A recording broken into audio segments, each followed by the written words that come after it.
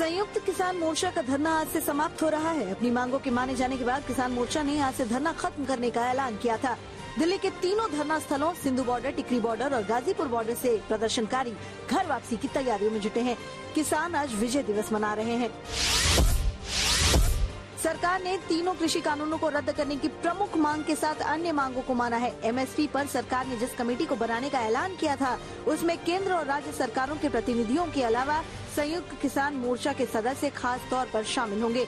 1 साल के धरने के दौरान यूपी, हरियाणा, हिमाचल प्रदेश, उत्तराखंड, मध्य प्रदेश में दर्ज मुकदमों और केंद्र की एजेंसियों की तरफ से दर्ज केस वापस लेने का भी भरोसा मिला है।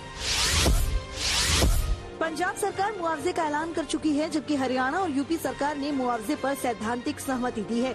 किसान संगठनों ने कहा है कि वो हर महीने सरकार के प्रस्तावों के अमल को लेकर समीक्षा करेंगे।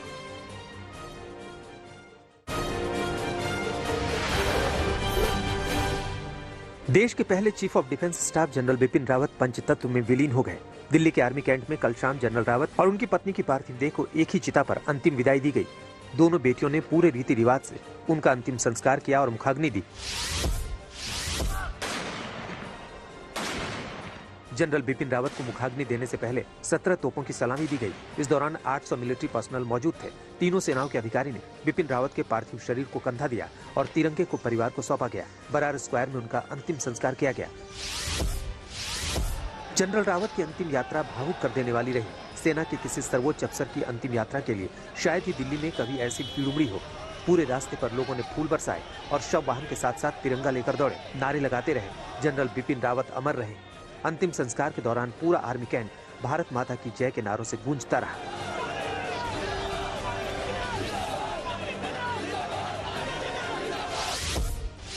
इससे पहले जनरल रावत और उनकी पत्नी मधुलिका रावत का पार्थिव शरीर उनके आवास पर लोगों के दर्शन के लिए रखा गया था, जहां अंतिम दर्शन के लिए आम और खास लोग पहुंचे। गृह मंत्री अमित शाह और राष्ट्रीय सुरक्षा सलाहकार अजीत डोभाल समेत केंद्रीय मंत्रिमंडल के सदस्य जनरल रावत को श्रद्धांजलि देने पहुंचे। इनके अलावा केंद्रीय मंत्रियों, मुख्यमंत्रियों और कांग्रेस लीडर राहुल गांधी ने भी जनरल रावत को श्रद्धांजलि दी। हादसे में जान गंवाने वाले ब्रिगेडियर LS लीडर का भी अंतिम संस्कार किया गया। ब्रिगेडियर लीडर को उनकी 17 साल की बेटी ने मुखाग्नि दी। इस मौके पर राजनाथ सिंह भी पहुंचे। वहीं तीनों सेनाओं के अधिकारी भी शामिल हुए। लीडर की पत्नी को तिरंगा सौंपा गया। नम आंखों से परिवार ने विदाई दी।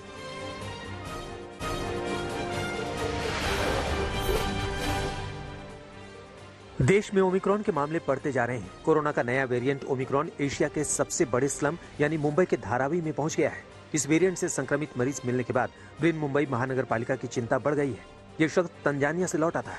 मुंबई का धारावी पहले भी कोरोना का हॉट स्पॉट रह चुका है। संक्रमित को फिलहाल 7 हिल्स अस्पताल में भर्ती करवाया गया है। उसमें संक्रमण के कोई लक्षण नहीं है। मुंबई में 3 और पिंपरी चिंचवाड़ में ओमिक्रॉन के 7 नए केस मिले हैं। अब महाराष्ट्र में ओमिक्रॉन के कुल 17 और देश में 32 केस हो गए हैं।